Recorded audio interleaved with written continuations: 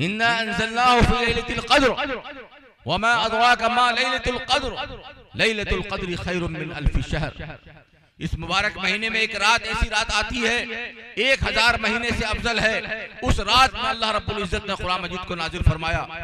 मुबारक रात, रमजान का महीना, और मुसलमान अपने आप को कहीं ऐसा ना हो कि रमजान का महीना हमसे जाय हो जाए। अभी से हमें तरतीब बनानी है, रोजे के एहतमाम, रोजे रखने की फिक्र करनी है, तिलावत कुरान मजीद के एहतमाम की फिक्र करनी है, अपने बच्चों की तरबियत, अपने बच्चों की तालीम, अपने बच्चों को कुरान मजीद से वाबस्ता करना, कुरान मजीद की तिलावत की तरकीब देना, अपने घर में औरतों बच्चों को अभी से फिक्र करने की जरूरत है। अल्हम्दुलिल्लाहि रब्बिल आलमीन वस्सलातु वस्सलामु अला सय्यिदिल अंबिया वल मुरसलीन व अला आलिहि व अस्हाबिहि अजमईन, अम्मा बाद। काबिल एहतराम अकाबरीन मिल्लत उलमाए किराम, बुजुर्गान दीन, नौजवान दोस्तों और साथियों, यह आज का वक्त जो हम लोग देख रहे हैं, हम सबको समझने की, गौर करने की जरूरत है। आज के हालात में मुसलमानों की क्या जिम्मेदारियां हैं। मुसलमानों को मजहबी एतबार से, समाजी एतबार से, मिल्ली और कौमी और मुल्की एतबार से मुसलमानों को अपना फरीज़ा किस तरह निभाना है, अदा करना है, इस सिलसिले में हमें और आपको गौर करने के लिए संजीदा होने की जरूरत है। जनाब कारी रहमतुल्लाह साहब अपने इदारे के ज़ेर एहतमाम, अपने मदरसे के ज़ेर एहतमाम साल हा साल से इजलास आम का इनेकाद करते हैं, इजलास मुनक़िद कराते हैं, और सीलमपुर के इस इलाके में, इस बस्ती में आप दीनी, मिल्ली, मजहबी, समाजी फरीज़ा बखूबी आप अंजाम दे रहे हैं। बहरहाल हमारे दरमियान जनाब हज़रत मौलाना शहाब आलम कासमी साहब तशरीफ फरमा है। बड़े आलिम, जय्यद आलिम, मुखलिस और कौम के बड़े हमदर्द, बावकार आलिम दीन यहाँ तशरीफ फरमा है। इसी तरह जनाब कारी अहरारुल हक जौहर अल कासमी साहब यहाँ तशरीफ फरमा है। मौलाना इम्तियाज नदवी, कारी रेहान साहब, कारी खुशदिल और दीगर हजरात यहाँ मौजूद हैं। हालात तो उस वक्त भी आए थे कि जब बनी इसराइल पर जुल्म हो रहा था। बनी इसराइल पर फिरौन ने जुल्म किया। यूसुफ अलैहिस्सलाम को अल्लाह रब्बुल इज्जत ने हुकूमत अता फरमाई। आपने मिस्र में हुकूमत के फराइज अंजाम दिए।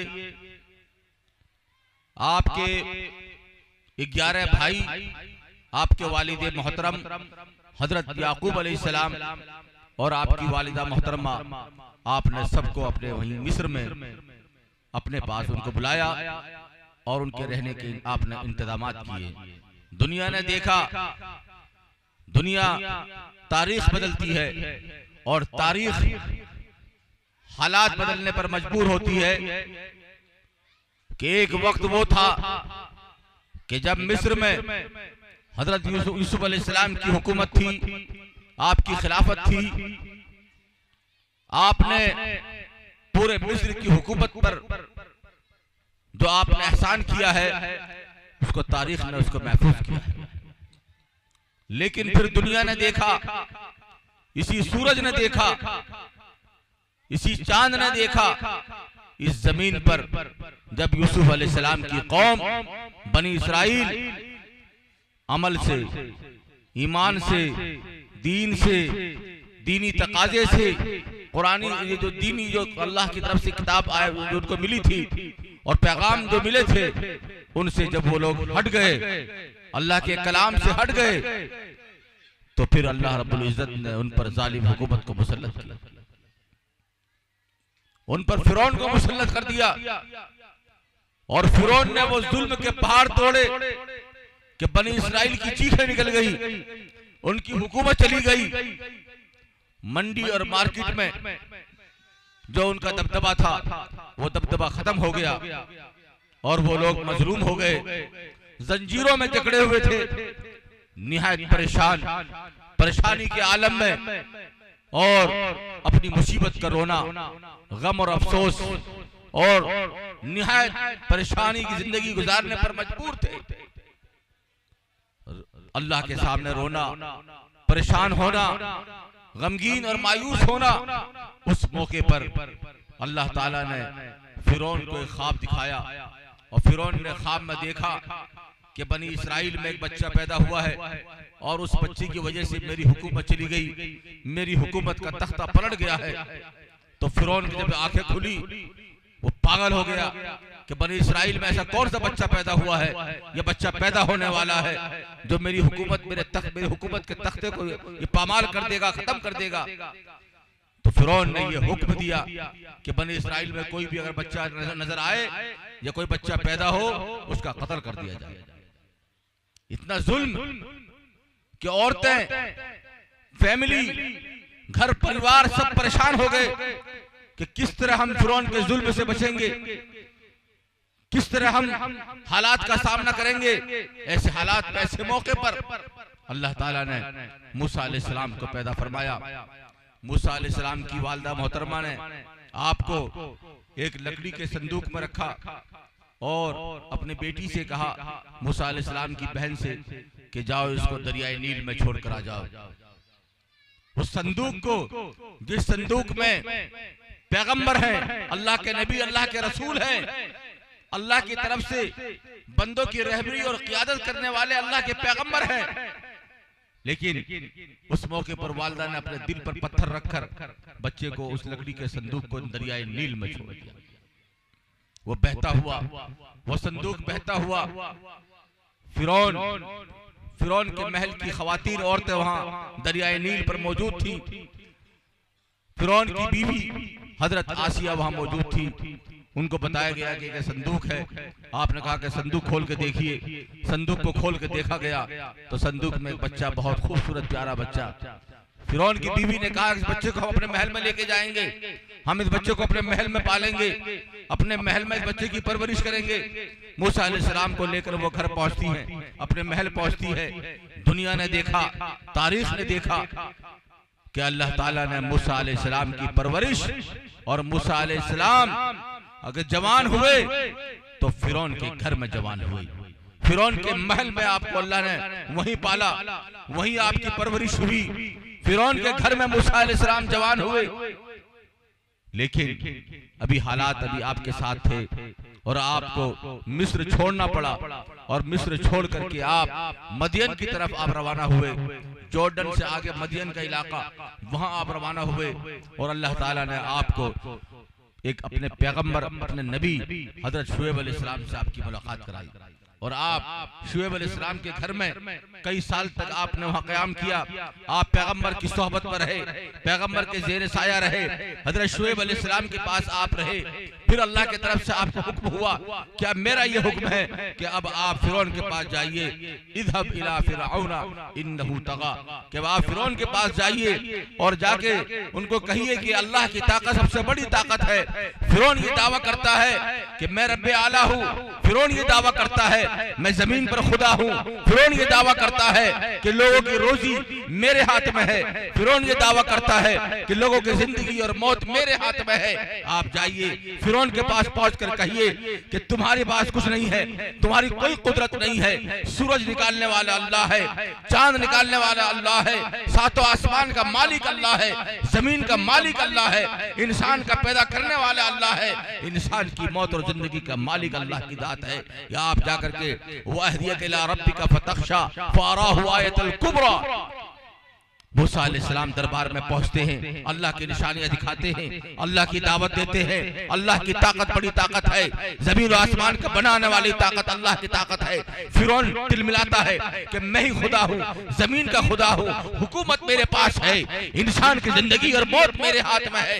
लेकिन मूसा अलैहिस्सलाम ने जब अल्लाह की बड़ाई बयान की और अल्लाह की तरफ दावत दी, 9 मौजिज़े आपने दिखाए। आपने एक मौजिज़ा लाठी वाला मौजिज़ा दिखाया और एक मौजिज़ा आपने हाथों वाला दिखाया, और कई 9 तरह के अज़ाब फिरौन की कौम पर आए, फिरौन पर आए। लेकिन उसके बावजूद भी फिरौन ने नहीं माना। और एक वक्त वो आया जब दुनिया ने देखा, दरियाए नील ने देखा, आसमान और जमीन ने देखा कि अल्लाह ताला ने फिरौन की कौम को दरियाए नील में गर्क कर दिया। मूसा अलैहिस्सलाम अल्लाह के नबी और पैगंबर थे, अल्लाह की तरफ आपने बुलाया, हालात का सामना किया। बनी इसराइल जलील कौम थी, बनी इसराइल को दुनिया में जिल्लत मिली हुई थी, न उनके पास हुकूमत थी, न माल था, न दौलत थी, न कोई ताकत उसके पास थी। लेकिन अल्लाह रब्बुल इज्जत ने मूसा अलैहिस्सलाम को अपना नबी और पैगंबर भेजकर फिर बनी इसराइल को इज्जत अता फरमाई, उनको मकाम अता फरमाया दुनिया में। फिर उनको अल्लाह रब्बुल इज्जत ने रोशन किया। और मूसा अलैहिस्सलाम के बाद फिर बहुत से नबी पैगंबर उनकी कौम में पैदा हुए। हजरत दाऊद अलैहिस्सलाम आए, हजरत सुलेमान अलैहिस्सलाम आए, हजरत उज़ैर अलैहिस्सलाम आए, हजरत ज़करिया अलैहिस्सलाम पैदा हुए, हजरत याह्या अलैहिस्सलाम पैदा हुए। बहुत सारे नबी और पैगंबर फिर बनी इसराइल में पैदा हुए जिन्होंने कौम की रहबरी और कौम को सही रास्ता दिखाने के फर्ज को उन्होंने अंजाम दिया। अब इस आज के हालात, हम लोग, आप और हम यहाँ सीलमपुर में, यहाँ जलसे में हम लोग बैठे हुए हैं, अपने उलमा की ज़ियारत कर रहे हैं, अपने उलमा की बातें सुन रहे हैं। याद रखिए रसूलुल्लाह सल्लल्लाहु अलैहि वसल्लम ने फरमाया, उलमा उम्मती का अंबिया ही बनी इसराइल, कि मेरी उम्मत के उलमा ऐसे हैं जैसे बनी इसराइल के अंबिया किराम का मुकाम है। नबी नहीं है, पैगंबर नहीं है, लेकिन अल्लाह रब्बुल इज्जत ने दुनिया में मुसलमानों की रहबरी करे, दुनिया में मुसलमानों को लेकर चलने के लिए, दुनिया में इंसान की हिदायत के लिए, इंसान को इंसान बनाने के लिए अल्लाह ताला ने फिर उलमा किराम की जमात तैयार की। ये उलमा, ये काबिरीन, ये हमारे जितने भी जो आप देख रहे हैं, ज़ियारत कर रहे हैं, ये बहुत बड़े काम कर रहे हैं, बहुत बड़े फराइज को अंजाम दे रहे हैं। दीनी एतबार से, मजहबी एतबार से, समाजी एतबार से, मिल्ली एतबार से, मुल्की एतबार से, इंसानी एतबार से, समाजी एतबार से आप तमाम फराइज को हमारे उलमा किराम अंजाम दे रहे हैं। पूरी दुनिया में आज अगर मुसलमानों के लिए हिदायत का कोई सबब, कोई जरिया है, मुसलमानों के पास अगर कोई अल्लाह की नेमत है, मुसलमानों के पास अगर कोई तोहफा अल्लाह की तरफ से है, वो कुरान मजीद है। अल्लाह रब्बुल इज्जत ने कुरान मजीद अपनी तरफ से नेमत की शक्ल में एक तोहफा अता फरमाया है, लेकिन मुसलमानों को अभी इसकी कदर नहीं, मुसलमानों को इसका एहसास नहीं है कि कुरान मजीद अल्लाह रब्बुल इज्जत की कितनी बड़ी नेमत है, ये कितनी अहम किताब है। ज़ालिकल किताबु ला रैब फ़ीह हुदल लिल मुत्तक़ीन। तो कुरान मजीद के एक एक हर्फ, एक एक लफ्ज, एक एक आयत, एक एक मफहूम और मतलब और माने और तर्जुमा, वो सब अल्लाह की तरफ से महफूज है। जनता कॉलोनी, वेलकम सीलमपुर, दिल्ली से बाहर पूरे भारत में और भारत से बाहर दुनिया के किसी भी देश के अंदर, अमेरिका, जापान, इंडोनेशिया, मलेशिया या दुनिया के किसी भी खित्ते अफ्रीका में कहीं भी अगर किसी मस्जिद के अंदर या घर के अंदर कुरान मजीद रखा है, कुरान मजीद वहाँ मौजूद है, कुरान मजीद वहाँ महफूज है, तो जो कुरान मजीद मक्कतुल मुकर्रमा में और मदीना मुनव्वरा में है, वही कुरान मजीद दुनिया के हर जगह मौजूद है। कोई हर्फ में, किसी लफ्ज में कोई तब्दीली नहीं। इतनी बड़ी नेमत, इतना बड़ा तोहफा मुसलमानों के पास मौजूद है। क्या ईमान वालों, हमारी आपकी ये जिम्मेदारी है कि हम कुरान मजीद से अपने आप को, अपने रिश्ते को मजबूत करें, कुरान मजीद को अपने सीने से लगाएं, कुरान मजीद से हम अपने आप को करीब करें, अपनी औलाद को, अपने बच्चों को करीब करें। अभी शब बरात का मौका आ रहा है। शब बरात के इस मौके पर जगह जगह हमारे बच्चे शब बरात में इबादत का एहतमाम करते हैं, मस्जिद में पहुंचते हैं, मस्जिद में अल्लाह की इबादत करते हैं, नमाज पढ़ते हैं, नफिल पढ़ते हैं, क़ज़ाए उम्री पढ़ते हैं, तिलावत कुरान मजीद करते हैं। बाज़ लोग कब्रिस्तान पहुंचकर वहाँ इसाले सवाब का एहतमाम करते हैं। शब बरात का मौका भी 13 फरवरी को शब बरात का मौका है। 13 फरवरी में शब बरात है। ईमान वाले उस रात में अल्लाह की इबादत करते हैं और अपने वक्त को इबादत में गुजार कर अपना एक फरीज़ा अदा करते हैं। फिर 2 हफ्ते के बाद रमज़ान का मुक़द्दस महीना आने वाला है। रमज़ान का मुक़द्दस महीना बहुत करीब है। रमज़ान के मुक़द्दस महीने की हमारी क्या तैयारियां हैं, किस अंदाज से हमें रमज़ान के मुक़द्दस महीने की तैयारी करनी चाहिए। घर में शादी का मौका होता है तो तैयारी तैयारियां होती है, घर में अगर कोई प्रोग्राम होता है, प्रोग्राम की तैयारियां होती है, घर में मेहमान आने वाले होते हैं तो मेहमानों के इस्तकबाल की तैयारियां होती है। माह मुबारक रमजानुल मुबारक के महीने की आमद है। इस मुबारक महीने के लिए हम अपनी तरफ से क्या इस्तकबाल कर रहे हैं, इस्तकबाल का हमारा क्या अंदाज है। सबसे अहम चीज ये है, हमें ये मालूम होना चाहिए कि ये मुकद्दस महीना वो मुबारक महीना है जिस मुबारक महीने में अल्लाह ताला ने अपने कुरान, अपने कलाम को इसी महीने में उतारा था। इन्ना अंज़लनाहु फी लैलतिल क़द्र वमा अदराका मा लैलतुल क़द्र लैलतुल क़द्रि खैरुम मिन अल्फि शहर। इस मुबारक महीने में एक रात, ऐसी रात आती है 1000 महीने से अफजल है। उस रात में अल्लाह रब्बुल इज्जत ने कुरान मजीद को नाजिल फरमाया। मुबारक रात, रमजान का महीना, और मुसलमान अपने आप को कहीं ऐसा ना हो कि ये रमजान का महीना हमसे ज़ाय हो जाए। अभी से हमें तरतीब बनानी है और रोजे के एहतमाम, रोजे रखने की फिक्र करनी है, तिलावत कुरान मजीद के एहतमाम की फिक्र करनी है, अपने बच्चों की तरबियत, अपने बच्चों की तालीम, अपने बच्चों को कुरान मजीद से वाबस्ता करना, कुरान मजीद की तिलावत की तरकीब देना। अपने घर में औरतों बच्चों को अभी से फिक्र करने की जरूरत है कि हम माह मुक़द्दस में, रमजानुल मुबारक में हम अपना वक्त किस तरह कामयाब कर सकते हैं। तरावी की नमाज, रोजे, ज़कात, सदक़ात का एहतमाम, शहर का एहतमाम, इफ्तारी का एहतमाम, इफ्तार कराना मुसाफिरों को मोहल्ले में। एक ऐसा महीना है, ये बरकत का महीना है। इस महीने का हम सबको इस्तकबाल करना है। ये कुरान का महीना है, इस मुबारक महीने का हम सबको इस्तकबाल करना है। और आम तौर पे हम लोग ये सोचते हैं कि रमजान का महीना आ रहा है, ये कितना खर्च होगा, कपड़े आएंगे, घर के बहुत सारे सामान आएंगे, बहुत सारी जरूरत पूरी करनी होगी, कितना खर्च होगा। जब इंसान सोचता है, लेकिन जब ये महीना आता है उसे ये महसूस नहीं होता कि सारे काम कहाँ से पूरे हो गए। बरकतों का ये महीना, रहमतों का ये महीना है, हम सब के लिए ये जरूरी है। हम सब अभी से ये नियत करें, हम इस माह मुक़द्दस की, हम लोग अभी से इस माह मुक़द्दस का इस्तेमाल करें। आज हम सबको ये सोचने की जरूरत है कि रमजान के मुक़द्दस महीने में हम नमाज तरावी का एहतमाम कर रहे हैं, तिलावत कुरान मजीद का एहतमाम कर रहे हैं, नमाज का एहतमाम कर रहे हैं, नवाफिल का एहतमाम कर रहे हैं, अपनी जबान की हिफाजत कर रहे हैं, गाली गलौज, लड़ाई झगड़े से अपने आप को बचा रहे हैं। इसकी फिक्र करने की जरूरत है। आज मुसलमानों की बड़ी जिम्मेदारी है कि आज हम लोग, यकीनन हम लोगों के लिए बहुत अफसोस का मसला है, बहुत अफसोस का मौका है कि जो हमसे कुरान मजीद का हक अदा होना चाहिए, शरीयत का हक अदा होना चाहिए, दीन का हक अदा होना चाहिए, आज वो हक अदा हम लोग नहीं कर रहे हैं।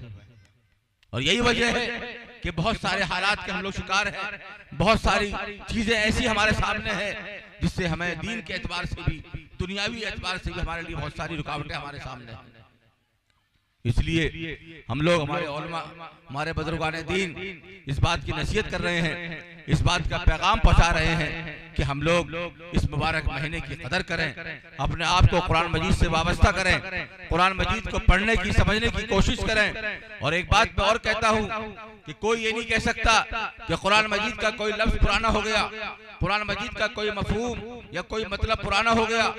आपको मालूम होगा कि एक बार एक साइंटिस्ट ने एक रिसर्च किया और उंगलियों के बारे में कि इंसान की जो उंगलियों के निशान हैं, इंसान की उंगलियों के ये पोरवों के निशान हैं, ये किसी से मिलते जुलते नहीं हैं। किसी साइंटिस्ट ने इस पर रिसर्च किया। जैसे हम लोग कहीं स्टैंप लगाते हैं या कहीं अंगूठा लगाते हैं, तो आधार कार्ड पे भी हम लोग उंगलियों के निशान लगाते हैं, तो आधार कार्ड पे मशीन पर उन्हीं के नाम निकल कर आते हैं जिनके वो निशान, उनकी उंगलियों के निशान होते हैं। तो उन्होंने रिसर्च किया कि किसी की उंगलियों के निशान किसी से मिलते जुलते नहीं है। तो एक बहुत बड़े आलिम को ये मालूम हुआ और वो उनके पास पहुंचे और जाकर उनको बताया कि कुरान मजीद में इसका जिक्र मौजूद है, कुरान मजीद के अंदर इसका तस्करा मौजूद है कि इंसान की उंगलियों और धारियां और इंसान के पोरवों का तस्करा कुरान मजीद के अंदर मौजूद है। उन्होंने कुरान मजीद की आयत पढ़ के सुनाई, बला कादरीना अला नुसव्विया बनाना, बला कादरीना अला नुसव्विया बनाना, कि अल्लाह ताला इंसानों को दोबारा जिंदा करने पर इस तरह कादिर है कि जिस इंसान को कब्र में दफन किया गया, एक कब्र में कितने लोग दफन हो चुके हैं, अगर जो मुर्दा, जो इंसान उनकी उंगलियां जैसी थी, उनकी उंगलियों के पोरवों के निशान जैसे थे, उनकी धारियां, उनकी लकीरें जैसी थी, हम उन लकीरों के मुताबिक दोबारा इंसान को जिंदा कर देंगे। अल्लाह ताला ने फरमाया कि इस बात पर कादिर कि यहाँ अल्लाह ताला ने इंसानों की उंगलियों और पोरवों का जिक्र फरमाया कि हम इंसान को इस तरह, हम इस बात पर कादिर हैं, हमारी कुदरत यह है कि हम इंसान को दोबारा जिंदा करने के इस तरह कादिर हैं। वो साहब मुसलमान हो गए कि अंग्रेजों का ये मिजाज है, जब वो रिसर्च करते हैं तो उनका ये मिजाज है कि यहाँ हमसे पहले कोई नहीं पहुंचा, लेकिन उन्होंने कहा कि इसका तज़किरा कुरान मजीद के अंदर मौजूद है। तो कुरान मजीद वो किताब है जिसमें सारे उलूम हैं, दुनिया का इल्म है, आखिरत का इल्म है, इंसानी उलूम है, दुनियावी जितने भी उलूम हैं उन चीजों का तज़किरा कुरान मजीद के अंदर मौजूद है। इसी तरह हम लोगों को ये मालूम है कि बहरे अटलांटिक महासागर के अंदर अमेरिका में दो समंदर एक साथ बहते हैं, एक का पानी हरा है और एक का पानी गदला पीले रंग का पानी, और एक साथ समंदर में दोनों पानी एक साथ बहते हैं।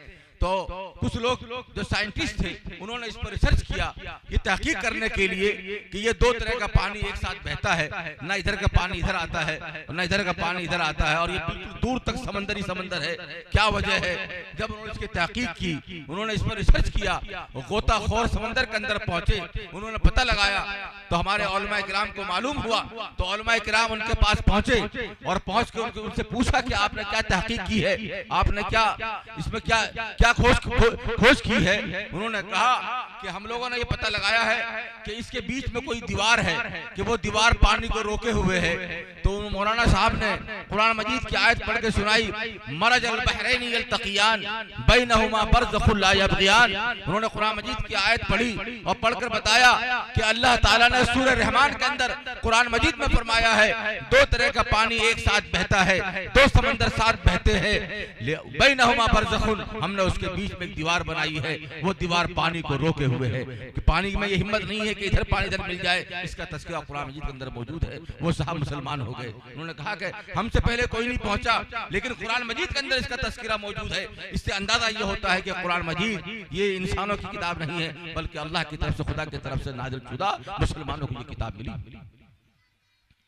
इसलिए मेरे बुजुर्गों और दोस्तों, बहुत अहम ये मौका, ये सादत और ये हसीन मुबारक मौका हम सबको अता हुआ है कि हम लोग अपने वक्त की कदर करें। लेकिन आज अफसोस की बात यह है कि हमारे बच्चे अपने वक्त को ज़ाय कर रहे हैं मोबाइल के अंदर। सबसे अहम जो मर्ज इस वक्त है हमारी जिंदगी में, जो सबसे बड़ा मर्ज अगर है वो है मोबाइल है कि मोबाइल में हमने अपने आप को वीडियोस वगैरह में और यूट्यूब के अंदर बहुत सारे ऐसे वीडियोस के अंदर हम लोगों ने अपने वक्त को ज़ाय किया है और कर रहे हैं। हमारे बच्चे अगर घर में, अगर हम लोग 5-6 लोग बैठे हुए होते हैं, 10 लोग बैठे हुए होते हैं, तो आपस में बात नहीं करते हैं, बल्कि सबके सब मोबाइल में लगे हुए होते हैं। कहीं देखो, पुलिस को देखो तो वो मोबाइल में लगी हुई है, किसी और दुकानदार को देखो वो मोबाइल में है, किसी के अगर दुकान के सामने ग्राहक खड़े हुए हैं लेकिन दुकानदार अपने मोबाइल के अंदर मसरूफ है, मोबाइल में बिजी है। आज लोगों के पास वो मोबाइल, वो एक ऐसी यूं कहा जाए कि मुसलमानों के नहीं बल्कि इंसानों के वक्त को ज़ाय करने वाला अमल। आज कुरान मजीद की तिलावत का शौक निकल गया, कुरान मजीद पढ़ने की जो तलब हमारे अंदर थी वो तलब निकल गई, कुरान मजीद से रग़बत निकल गई, कुरान मजीद से मोहब्बत निकल गई। मोबाइल ने हमारे औकात को इतना ज़ाय कर दिया। मेरे दोस्तों बुजुर्गों, ऐसी सूरत हाल हम सबके सामने है, लेकिन हम ये कहना चाहते हैं कि ऐसे हालात में ही, ऐसे मौके पर भी हम लोगों को अपना फर्ज निभाना होगा। चाहे हालात कैसे भी हो, चाहे दुनिया में कितने फितने फैल जाए, दुनिया में कितनी चीजें सामने आ जाए, कितनी रुकावटें सामने आ जाए, लेकिन ईमान वाला, जो ईमान वाला है, जो मुसलमान है, ईमान वाला है, वो अपने ईमान पर कायम रहकर और अपने वक्त की और अपने अमल की हिफाजत करेगा इंशाअल्लाह। इसी के साथ साथ मैं आखिरी बात करके अपनी बात पूरी करूंगा कि हमारी बच्चियां, हमारी बेटियां जिस तरह आज दीन और ईमान से दूर हो रही है, किसी के बहकावे में, पैसे की लालच में या किसी और बहाने से, जिस अंदाज से हमारे बच्चियां और बेटियां दीन और ईमान से निकल रही है, ये बहुत अफसोस की बात है। हमारी बेटियां, हमारी बच्चियां अगर दीन नहीं है, अगर जिंदगी में ईमान नहीं है, तो ना दुनिया मिली ना आखिरत मिली। इसलिए आज हमारे बच्चों को भी तरबियत की जरूरत है, नौजवान लड़कों को आज तरबियत की जरूरत है, बच्चियों के लिए भी तरबियत की जरूरत है। आज हम सब के हमारे उलमा किराम में तशरीफ फरमा है, इस सिलसिले में हमें आपको गौर करना है। जगह जगह हमें तरबियती कैंप लगाने हैं बच्चों के लिए, बच्चियों के लिए, ताकि हमारी दीनी ईमानी तरबियत हो सके, हम किसी के बहकावे में ना आ सके। चाहे पैसा हमारे सामने हो, शोहरत हमारे सामने हो, दौलत हमारे सामने हो, हुकूमत हमारे सामने हो, लेकिन ईमान के मुकाबले में कोई चीज सामने नहीं आ सकती है। इस तरह हमें अपने बच्चों को बनाना है, वरना हमारे बच्चे नशाखोरी के शिकार हैं, हमारे बच्चे आज दूसरों के बहकावे में हैं, आज हमारे बच्चे अपने वक्त को जाय कर रहे हैं। आज हमारे बच्चों को समझने की जरूरत है, अपने अखलाक को दुरुस्त करना है। बात बात पर गाली देना, गंदे रहना, नापाक रहना, खड़े होकर पेशाब करना, लड़ना झगड़ना और मार देना, बहुत सारे ऐसे काम हैं जो आज हम अपने बच्चों को समझाने की और समझने की जरूरत है। एक तरफ बच्चों की तरबियत, एक तरफ बच्चों की तरबियत, एक तरफ हमें माह मुक़द्दस का इस्तिक़बाल करना है, कुरान मजीद की तिलावत का इत्माम करना है, और हम सबको ये दुआ करनी है कि अल्लाह ताला हमारे उलमा किराम की मेहनतों को और उनकी कोशिशों को कबूल फरमाए। इस इदारे को अल्लाह ताला तरक्कियात से नवाजे। कारी रहमतुल्लाह साहब ने माशाअल्लाह ये सिलसिला हमेशा साल से इसको जारी रखा है। उनके इस सिलसिले को अल्लाह ताला कबूल फरमाए, उनकी मेहनतों को कबूल फरमाए, उनके इदारे को कबूल फरमाए। और आप हजरात से गुजारिश ये है कि आप हजरात वक्तन फवक्तन उनके मदरसे का ख्याल रखें, उनके मदरसे का ताउन फरमाए, ताकि मदरसा अपनी खिदमत को अंजाम देता रहे और बखूबी तालीमी व तरबियती खिदमत जो इस मदरसे के ज़ेर एहतमाम जारी है, अल्लाह ताला उसको आगे भी हमेशा जारी रखे। अल्लाह ताला हम सबके बैठने को, सुनने को और कहने को, बोलने को और हमारे अमल को कबूल फरमाए, और इस जलसे को अल्लाह ताला कबूल फरमाए। वमा अलैना इल्लल बलाग। जज़ाकल्लाह।